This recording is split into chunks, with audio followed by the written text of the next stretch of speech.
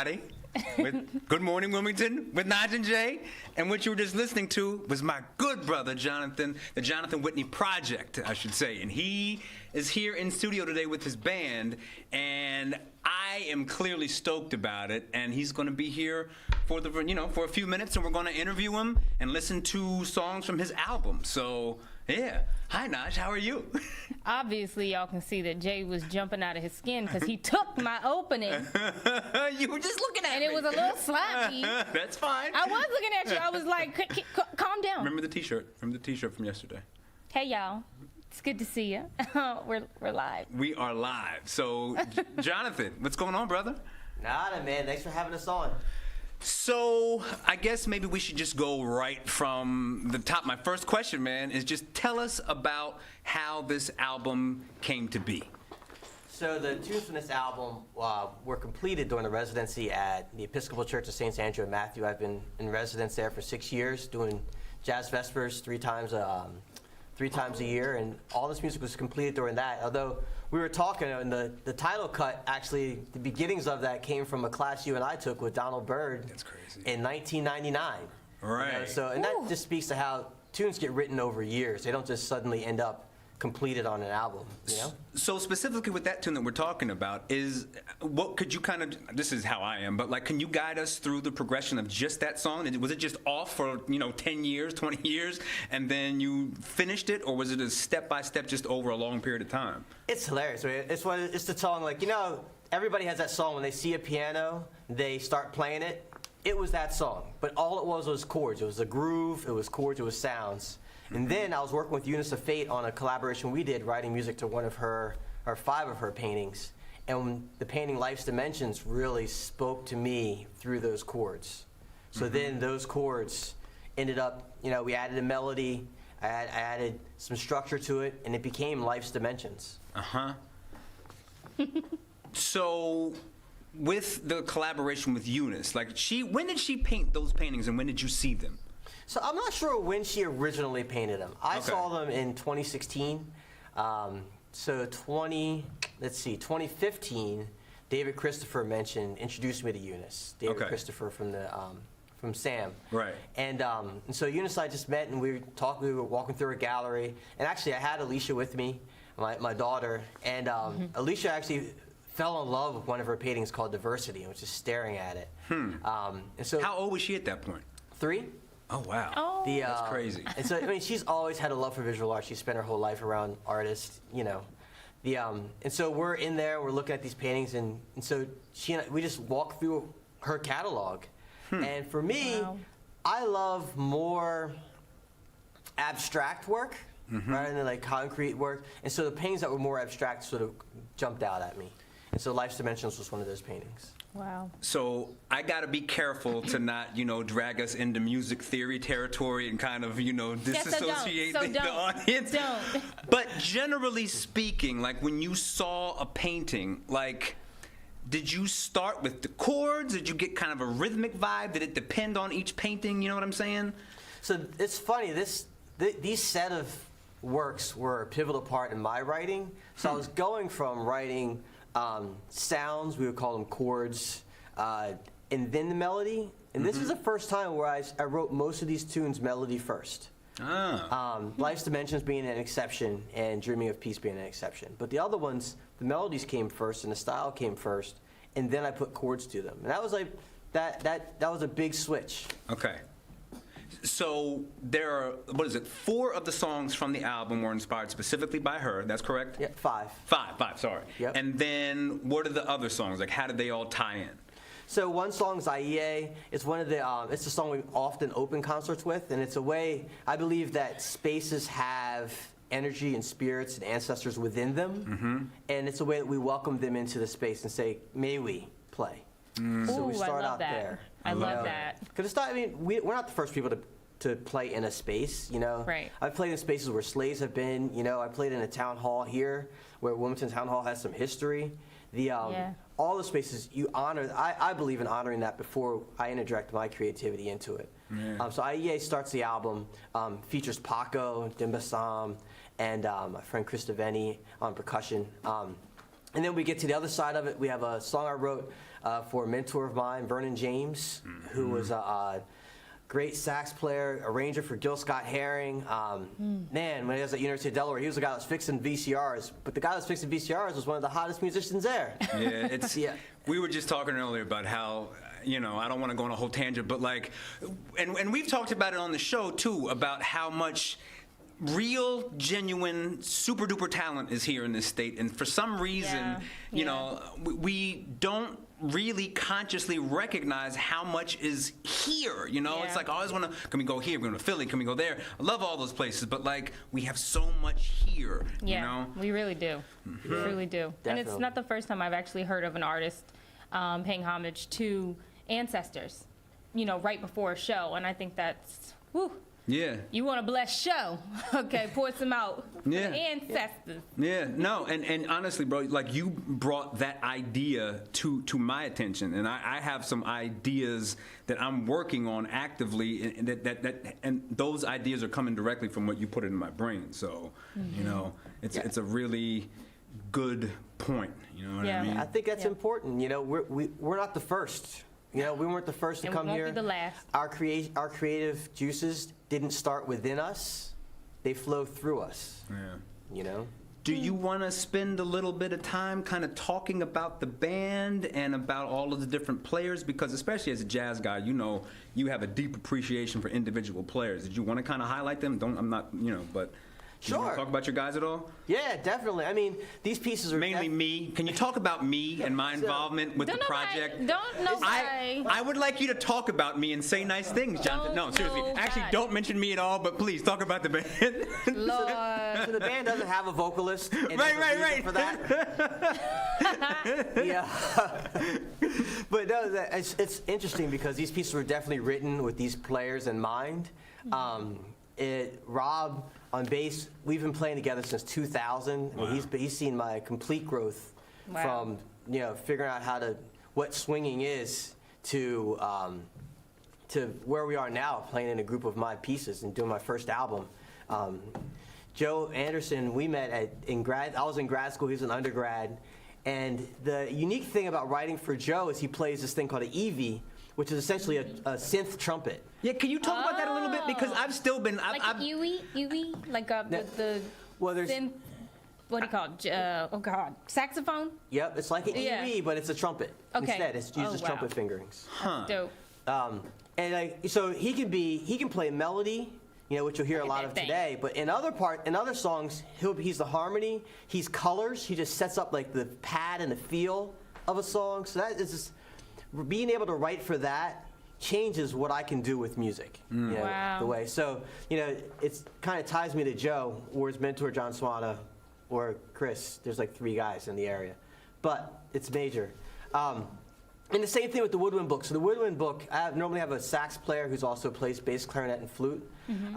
That was originally Vernon James in that role. Wow. So when he passed, we went through a couple different players, and Greg Riley really settled into that role. It's a melodic book. You have to be able to play all these instruments because of the sounds that they bring. So he's an important part. He's up in New York right now, but he'll be down tomorrow. Nice. And then Jeff Knotler's like part of the revolving world over there. It's between Jeff and Tom Palmer. Tom Palmer, a long time. He'll be playing tomorrow. Or no, Jeff is playing tomorrow. Tom Palmer, he played on the album. Long-time mentor, friend. Drummer turned piano player, which I don't think is, it's not really fair to be an amazing drummer and then become an amazing piano player also, like Jack DeJohnette style, backwards. But Jeff, I've been waiting to hear him play these charts too because he's a beast. He's one of those special talents in Delaware. It's a triple threat. You can come in, you can play classical stuff, you can play jazz stuff, you can play with your choir, you can play gospel. It's everywhere. He's all over it. So to hear him play this crazy mix that I compose is a blessing. And then there is one tune on the album, the last tune, that has some dude who has a weird thing that happens with his leg when he sings. It just kind of, I don't know what his name is, but he should probably work on that issue. You know what I mean? Well, he has this twitch, and we don't fault him for that. I mean, you can't fault people for their physical things that happen. I appreciate your compassion. Wait. You talking about you? No. Wow. It says nothing What to do song with is me. that so I know which one not to listen to? The very last one. When you get to the end of the album, make sure to skip that track and just keep it moving because no. But yeah, in all seriousness, like what happens in that track every time is magical, you know, and like it has to do with the way Jay approaches it. How We're the not band- doing this. She's not gonna let you. We're not band doing moves this. through. I'm sorry. Naja needs to come sing it. She should come sing it because you know Nina Simone's singing this song too. Yep. I'm just throwing it out there. Oh, you're inviting But, little me to come sing on Jay's Go ahead and song? play it. Go sing. It's not my song. It's a Nina Simone classic. So. Let me come bless this track real quick. So we'll make sure that happens on the next album. We're gonna Yes. turn some things around. So, make sure you give everybody all the details about the show tomorrow and all the details about the album release and all And that kind of stuff. congratulations, because this is an awesome accomplishment, especially during COVID, because a lot of artists are not only are they not performing, but they're having a hard time writing. They're having a hard time going into the studio and finding inspiration. So the fact that you're able to put this out during this time and it be so good, this is amazing. So And this is thank your you. first release. Yeah, this is the debut. This is my first time. You guys have already done this a couple times. This is crazy going through the release, you know, sending out press kits and the recording and the mastering Yeah. and the mixing. And, Yes. But it's been awesome to go through this experience. I'm blessed to be able to do it. Like you That's said, awesome. like a lot of people haven't been able to create during this time. Yeah. The album can be bought and streamed from jwhitney.bandcamp.com. You can go to my website, jwwmusic.com. That has everything. It has the Bandcamp links.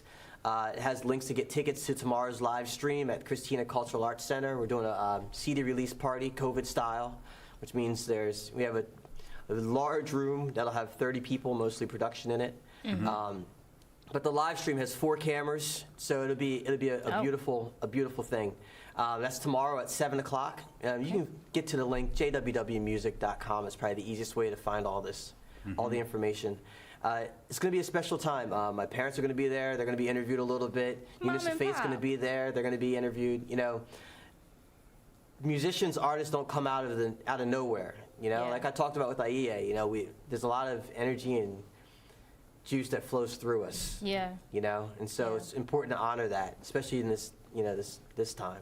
Sammy, how much time do we have? So can I keep talking to him? Got But wait, one more minute. Let's shout out some people on Facebook real quick. Go ahead, please. Yeah. So Heather Greenleaf says, taught my son drums at the Tatnall School, stay playing and recording, now 22 years old. What an influence. Ashley S.K. Davis, all my big Yes. brothers, hearts. Yes, love The her. last song, LOL, featuring, and Pieces of a Dream Dance Studio. Shout out to the Spellman sister, Ashley. What's up, baby? Go ahead. yes, yes, yes, do it from Ashley. Love Ash. She's actually already sent me a video of her dancers dancing to one of the tracks. Listen, Which is that's like the what best I thing. love. I'm going to say this before we go into the actual music. Dude, listen, you know how I feel about you, but I want the people to know, like, number one, this man is an educator, okay? So he's a music educator. Edumacator. He's an edumacator, and there's nothing, when we were talking about, like, the legacy of jazz in Wilmington, a lot of that legacy has to do because of exceptional educators. You know what I'm Yeah. saying? These kids can't learn how to play without Yeah. someone teaching them how to play, Right. all right? He taught me how to be a teaching artist, which is part of what I do, and I'm not going to go into all that. And then he's a player. And then one more thing, Jonathan, like, what is the thing that you just started doing, like, with this new venture? Like, go ahead and talk about it, please. So, like we said, I'm crazy. So, in the middle of a dual pandemic, That's what I I started a new business, Flux Creative Consulting, with my partner Eliza Jarvis. We work with organizations, governments, nonprofits, for-profits, in community engagement. So, helping them find ways to affect change in the community. We just saw so much money being thrown at the wall with people with no connections and no idea what the community actually needed, without stopping and just asking, you know, what do you need? Wow. Or how can we help? How about that, if we put it like that? And so that's what that's what Flux Creative Consulting is about. Right now we do just about everything. We help live stream the Clifford Brown Jazz Festival. We help live stream the True Blue Jazz Festival. We're talking to some organizations about ways to engage with the community or ways to change their organization to make it more welcoming to a more diverse staff, a more diverse audience. Yeah, and you can find out more information about that on fluxcreativesconsulting.com. fluxcreativeconsulting.com. Okay. All right, so should we go into the music now? All right, you want to tell us about this tune you're going to play? Yeah, the first tune we'll play is the title track. It's called Life's Dimensions. This is the tune we were just talking about, where it began to be written in a class with Donald Byrd, who is a very important person in my life, back in '99, and got finished up as I worked with Eunice LaFate. So this is Life's Dimensions.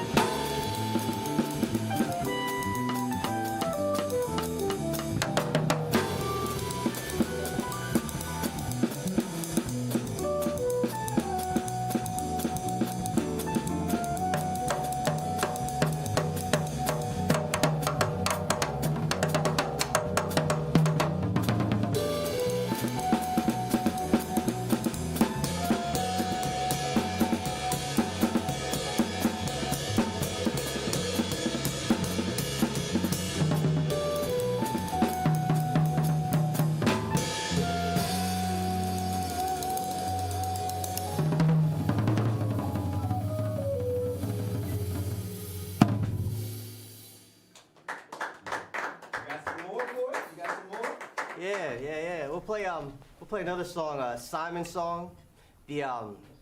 So anybody that writes music knows that music comes out when it wants to come out. And I used to write a lot between the hours of midnight and 3 or 4 in the morning. Mm-hmm. And you guys know that world.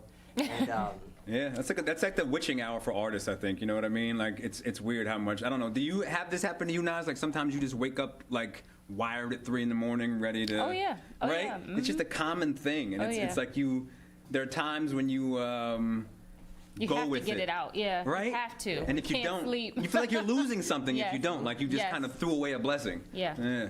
Well, it often doesn't come back, right? It doesn't come back. It never comes back. Yeah. That's It's why you like gotta get up. It's a missed opportunity, literally. Everyone who creates understands that. So this is one of those songs. Simon was our first dog, and whenever I had those sessions, he would always come out and hang out with me. Sometimes whining, and so the original song has him whining over top of it, which is kind of funny. But so Simon's song. Oh, your parents said, "So proud of our son, Mom and Dad." Oh, Oh. baby.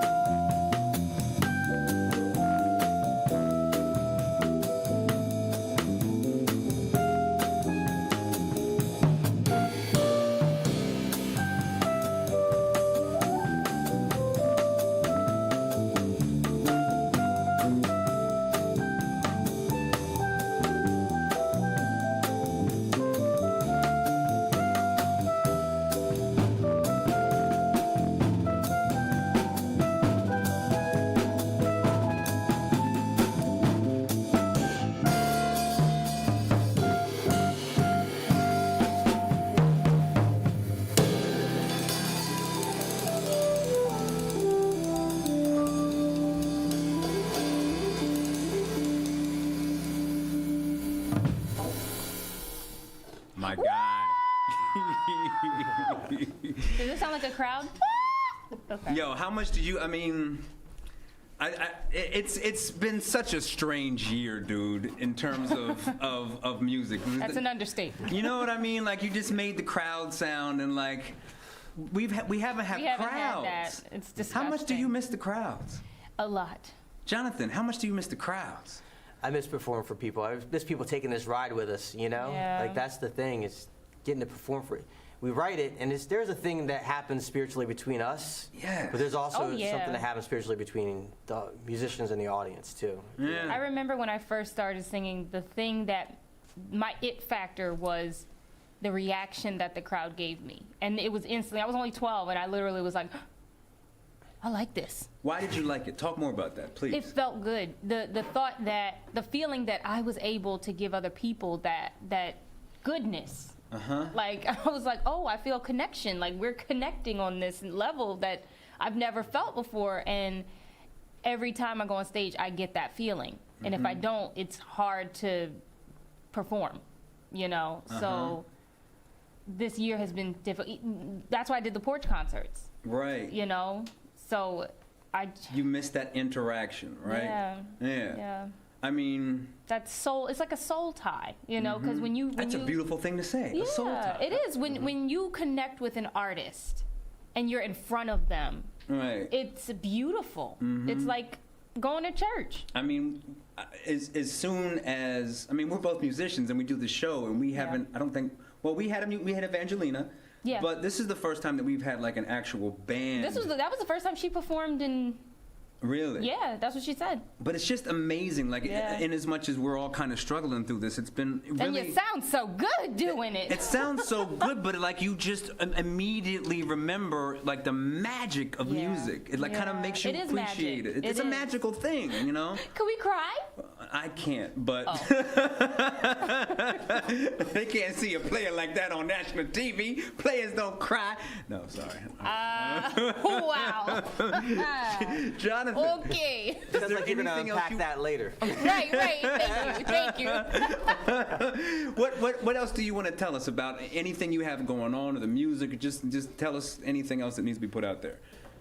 No, just keep taking care of each other. You know, Yeah. this music's about love. You know, my biggest thing is loving and loving more. Yeah. I think if more people loved each other more in a serious way, not like play love or like just saying this word, but just actually taking other people's perspectives first before you say something, before you make a decision. Yo, I remember, dude. I It's real. don't know if you remember this, but it must have been not this summer, but 2 summers ago. We did the show in Rockford Park, and someone had some comments about one of my songs, and I saw what was happening, and I was ready to just push the nuke button and go to 10, and you were like, no.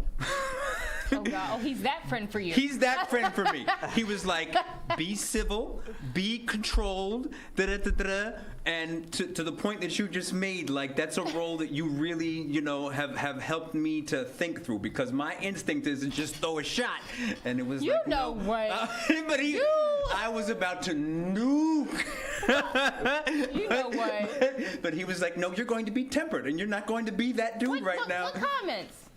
Listen, I did a song. I did my song "Bad Dude," and it was, she had a concern with me having a negative sentiment about certain police things going on in America at the time. Like, I'm trying not to go there right now. No, I'm trying right now. No. But he was like, he curbed me. That's why I and it got was you in a that good shirt. way. Because he messy. But the idea wasn't to curb you in the sense of don't talk back and Just don't beat nobody up. Because that bad dude, you know, like every time we play together, what song do I have blaring on my radio when we drive up in my Outback? What I was talking about was like, it's about these conversations. When she's willing to speak up, if we're willing to engage rather than shut down someone the who thing. found the courage to show us their truth, Yeah. that's where change happens. It doesn't come from shutting that person down. It doesn't come from muting that person. It comes from engaging them, because we have a reason why we feel the way we do, and it's completely founded. And being able to say that and get her out of her emotional rage and to see where we're sitting, that's when change happens. That's 2020 for you. 2020 has opened up the conversation, the many conversations on both ends, whereas before people, it was like you listened to one side and the other side wasn't allowed to speak. But 2020 has forced us as musicians, as activists, as, 9-to-5ers, as parents, to seriously listen to each side and pay attention to how people are feeling. Yeah. And if you can put that love and understanding and appreciation in your music, go back. Go back. And we all as musicians understand how it's absolutely critical that we listen. We can't be on stage without listening. So imagine if we could get everybody else a little more of that capacity. You know what I mean? Yeah. Wow.